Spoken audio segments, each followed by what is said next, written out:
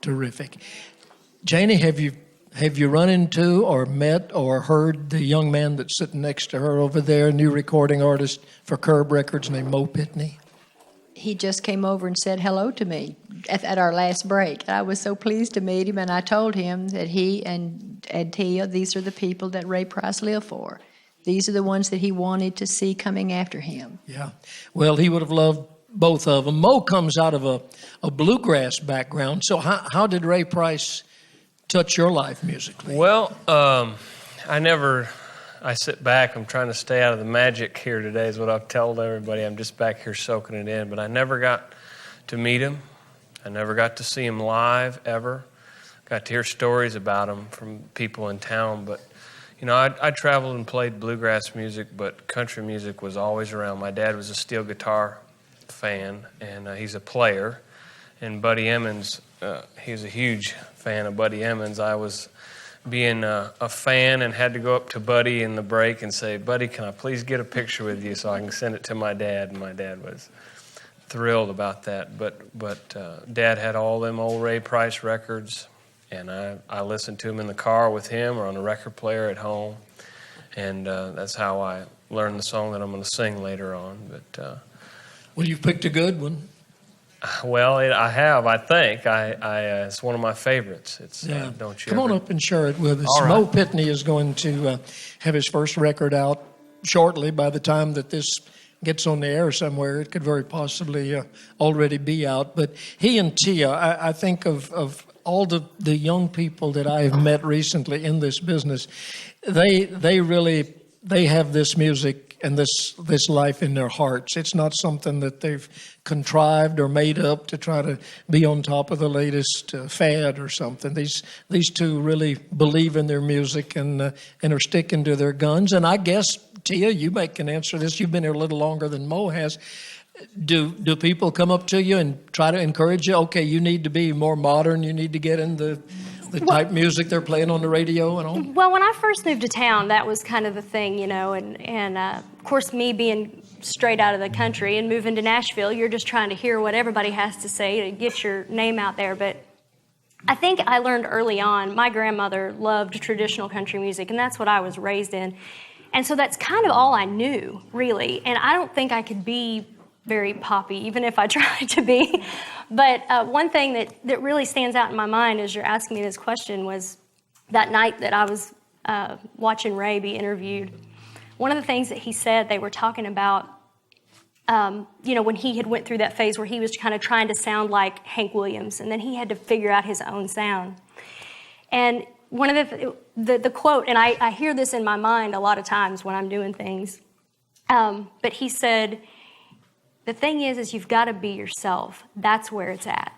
And just those words, I think that's so important because it's so easy to lose yourself in anything, but especially in the music business. It's easy to lose sight of what you love and what you came here to do. And I came here to make traditional country music.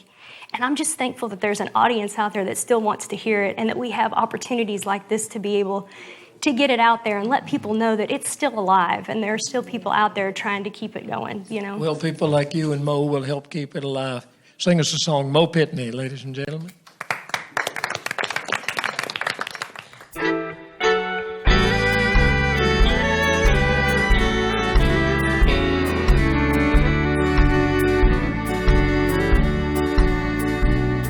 You make my eyes run over all the time, and you're happy when I'm out of my mind. You don't love me, but still won't let me be. Don't you ever get tired of hurting me?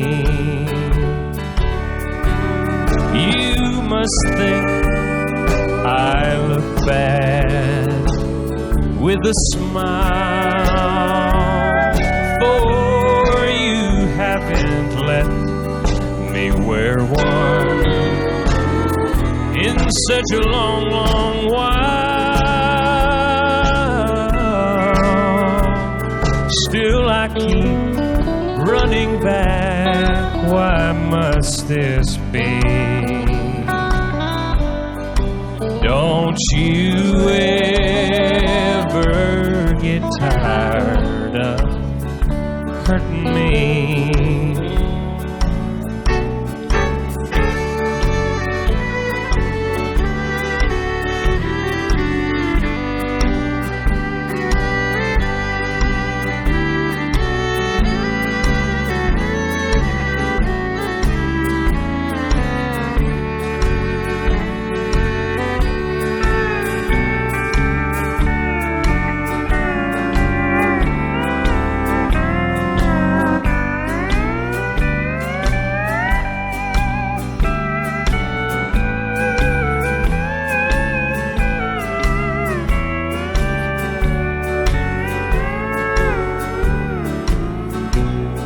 Someone must have hurt you long ago.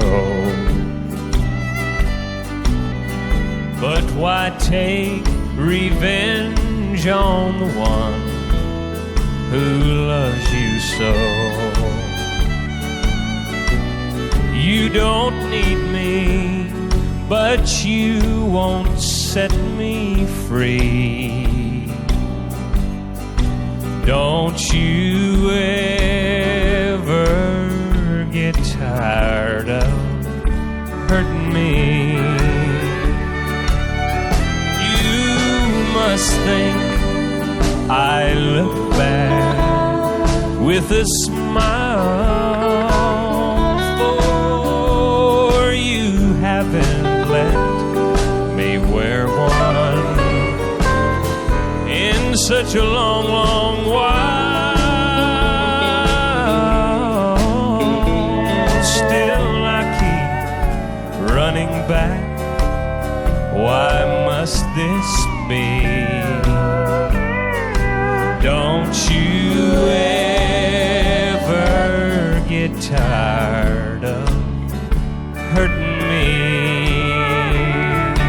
Don't you ever get tired of hurting me?